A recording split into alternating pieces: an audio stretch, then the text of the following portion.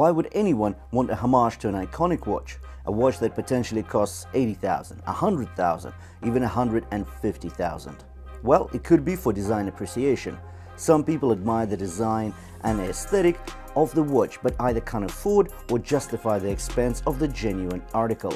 A homage allows them to enjoy a similar look and feel without the high cost.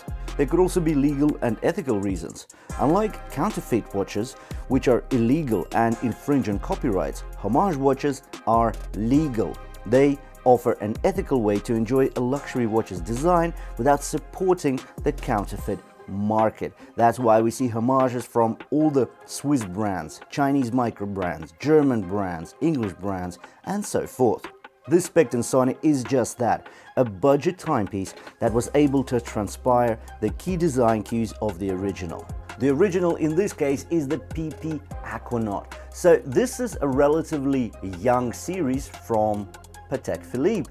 It just came about in 1997, but being young doesn't mean it's made for the young and not so wealthy. It's young and very wealthy because the watch starts, the chronograph starts at 80k, and depending on the metal of the watch, if it's platinum, if it's gold, if it's encrusted with any gemstones, it can go up to $200,000. This is a very expensive watch. But Specht Sohne were able to get the case design and highlights right, just enough to resemble the appearance of the original, but numerous upon numerous shortcuts had to be made, almost from the word go, to get into the super budget price category of sub $50. Nevertheless, the watch still looks stunning and offers everyday all-rounder function and utility with style. Take the TP rubber strap with push buttons and a hidden clasp. Not only is it milled, it is also signed on the clasp and the folding wings. The Japanese chronograph quartz allows for a fully functioning chronograph subdial to tick along with precision. The orange highlights aren't just a pretty addition to the design, but rather a contrasting aid to legibility and a throwback to the original. The screw-down case back and screw-in crown are not gimmicks either. These are features of much more expensive watches. A stainless steel case with a mix of polished and brushed surfaces looks amazing, and once again, this is the best resistance to fingerprints. Now, I would think that all of these features would make the price tag of this watch way more than 45 bucks that I've paid for it. But yeah, $45. I think that's a very sharp price. Anyways, I've left the link to the listing I got the watch from in the description below the video. Make sure to check it out if you're after a sharp price. And now let's get into the details. Let's talk about this Specht Sohne homage. Let's do it.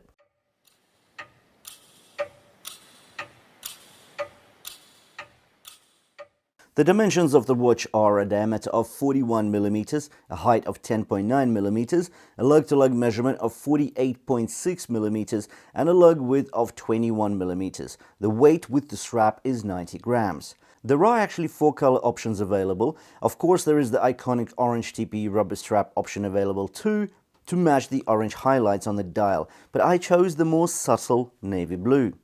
The watch lies snugly against the wrist thanks to downward sloping lugs. Looking at the profile, we can appreciate the striking simplicity and yet the consequent elegance of this watch. The flat flanks round the case and follow through from one lug to the next. The fine lateral brushing style reduces reflections and simultaneously acts as protection against signs of wear and tear.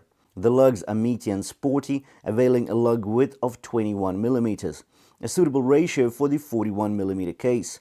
The lugs fall off from the case north and south sides, but they also slant outwards, making for a less angular transition to the flanks. The lug hoods are polished and the bevels between them and the flanks are smoothed. In order to mark the layering of the case, the fixed bezel gets a polished chamfer. Another interesting detail is that the fixed bezel gets an octagonal shape. The corners are very subtle and smooth. Only the play of light and careful consideration of the watch will evidence these corners. The top of the fixed bezel is also brushed, in line with the flanks. As we know, the best anti-fingerprint styling is brushed stainless steel. On the right, we get an unsigned screw-down crown and 2 flat pushers at 2 and 4 o'clock. The crown side looks particularly captivating due to the alternating polished and brushed finishes. The crown tip is polished, while the flanks of the elongated pushers are brushed. On the underside, there's a screw-down case back, highlighting the stainless steel construction and 50 meters of water resistance. So far so good, but now let's get in and talk about the bracelet or the strap, which has a couple of interesting things we should discuss before moving on to the crystal as well as the dial. Overall, it's definitely a soft and intricately designed strap. The outer face is styled with another throwback to the original, the pattern is logical and once again quite sporty.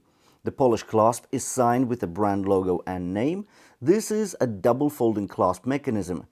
There are 2 independent catches for each side and 2 buttons. As a result, the ease of operation and security is warranted.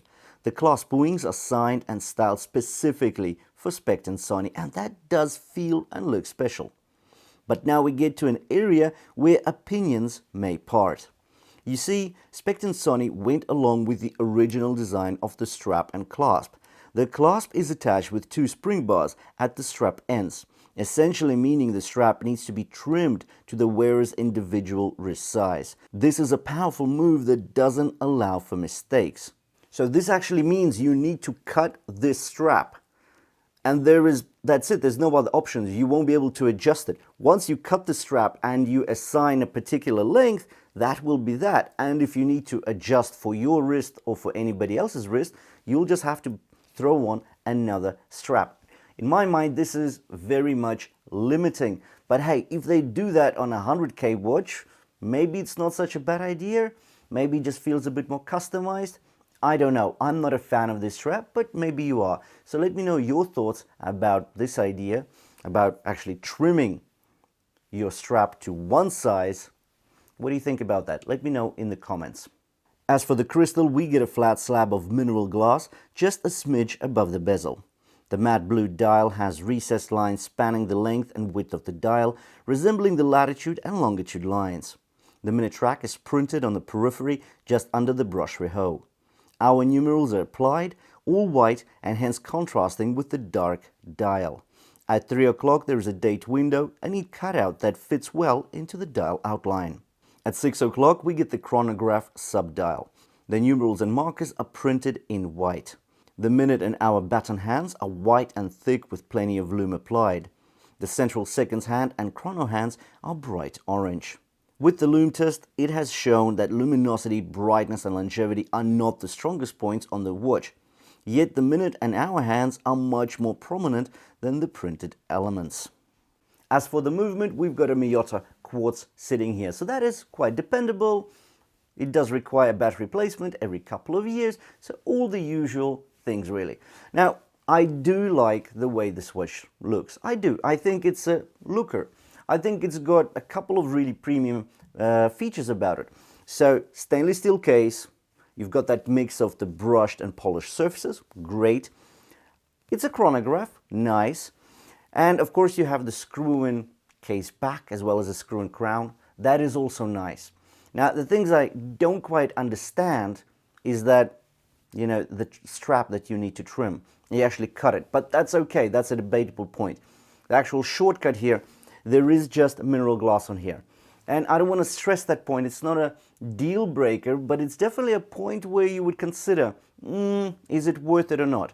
But then again, this is a sub $50 watch, so it's 45 bucks. So I guess getting sapphire crystal is nice at this price point, but it's not a must. So, okay, maybe that's okay. What I do feel more strongly about is that I would rather see a mecha quartz in here, so a sweeping seconds hand. I think that just looks nicer, and I'm really getting used to it after all the Carisons, the Corjots, and the Pagani designs that offer that sweeping seconds move. Just having a quartz movement is nice, but it's not as nice as the mecha quartz.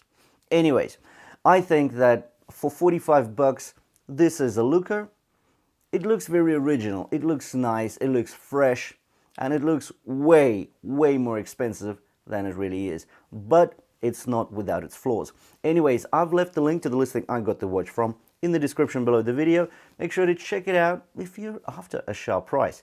Thanks for watching, and I'll see you in the next one.